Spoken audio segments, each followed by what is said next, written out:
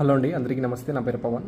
మనకి ఈ పల్లెలు అంటే మన భారతదేశంలో ఉన్న పల్లెలు ఈ భారతదేశం యొక్క ఆర్థిక వ్యవస్థని ఎంతలా బలపరుస్తాయో మనకు తెలుసు. అది ఈ పల్లెలే మన భారతదేశానికి వెన్నుముకను కూడా అని అంటారు. సో అలాంటి పల్లెలకి ఇప్పుడు మనకి ఇండిపెండెన్స్ వచ్చేసి దాదాపు 7.5 దశాబ్దాలు దాటిపోయింది. అంటే ఈ ఆగస్టు 77 ఏళ్ళకి మనం చేరుకుంటాం. సో అలాంటి గ్రామాలకి వైద్య సదుపాయాలు ఇంకా 35% ఇంకా సరిగ్గా అందట్లేదంట.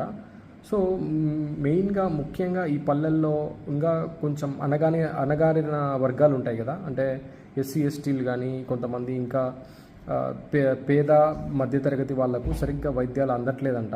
ఇది ఎన్ఎఫ్హెచ్ఎస్ సర్వే ప్రకారం వచ్చేసి వీళ్ళతో పోల్చుకుంటే 47 అంటే ఒక 47 రెట్లు ఈ ధనిక వర్గాలకి ఈ వైద్యం అనేది ప్రైవేట్ ఆసుపత్రుల్లో వాళ్ళు తీసుకుంటున్నారంట. సో ఇక్కడ ఈ పల్లెల్లో ఈ గ్రామీణ ప్రాంతాల్లో వచ్చేసి ఇంకా ఈ ప్రభుత్వ ఆసుపత్రుల్లో ఎటువంటి వైద్యం అందుతుంది అనేది కూడా వాళ్ళకి ఇంకా క్లియర్గా తెలియదంట.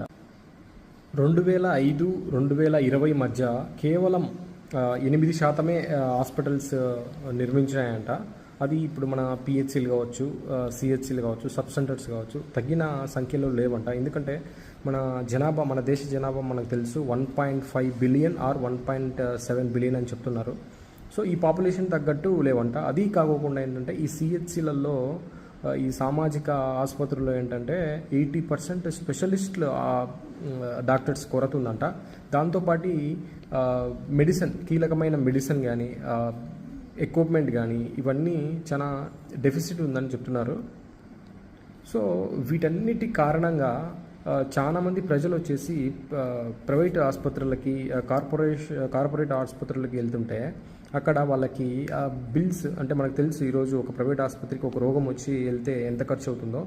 సో అలా దాదాపు ప్రతి ఏడాదికి 6 కోట్ల మంది నిరుపేదలుగా మిగులుతున్నారంట. అంటే వాళ్ళు లక్షాధికారి కానీ కోటీశ్వరుడు కానీలే, వాడికి ఒక జబ్బు వచ్చి ఆసుపత్రికి వెళ్ళి ఒక క్రానిక్ డిసీజెస్ కానీ ఒక పెద్ద ఆపరేషన్స్ కానీ వస్తే వాడు ఆ డబ్బులు భరించలేక వాడు ఒక ధనిక స్థానంలో ఉండి వాడు పేదరికంలోకి పడిపోతున్నాడంట. అలాంటి వాళ్ళు 6 కోట్ల మంది ఉన్నారంటే మనం అర్థం చేసుకోవచ్చు.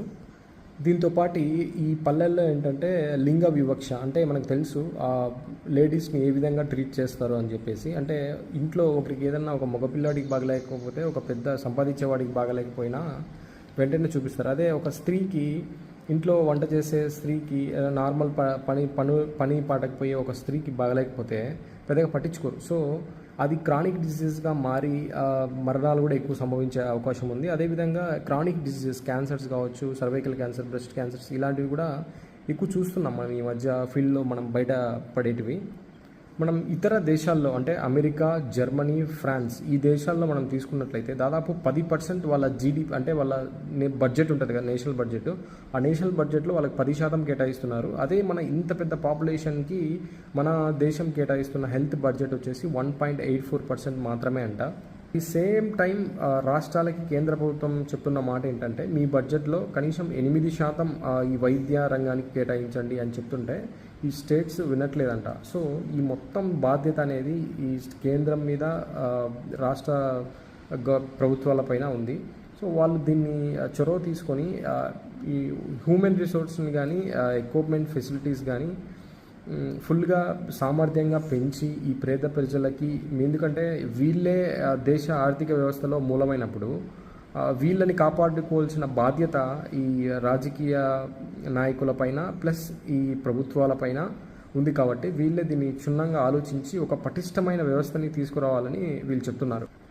కాబట్టి మనందరికీ తెలుసు, ఎప్పుడైతే ప్రాథమిక వ్యవస్థ అంటే మొదటి స్థాయిలోనే డిసీజ్ని ఐడెంటిఫై చేయడం డిలే అయితే అది రేపొద్దున టెరిటరీ హాస్పిటల్ పైన బర్డన్ పడితే అది ఈరోజు 1,00,000తో పోయేది రేపొద్దున 10 లక్షలకు పోయే ఆస్కారం ఉంది. దాని ద్వారా హెల్త్ బడ్జెట్ పెరుగుతుంది, హెల్త్ జీడిపి దెబ్బతింటుంది, మొత్తం ఇది టోటల్ ఆర్థిక వ్యవస్థనే దెబ్బతీసే రకంగా ఉంటుంది. కాబట్టి ప్రభుత్వాలు దీని పట్ల చర్యలు తీసుకోవాలని చెప్పి ఈ సర్వే చెప్తుంది. Okay, thank you.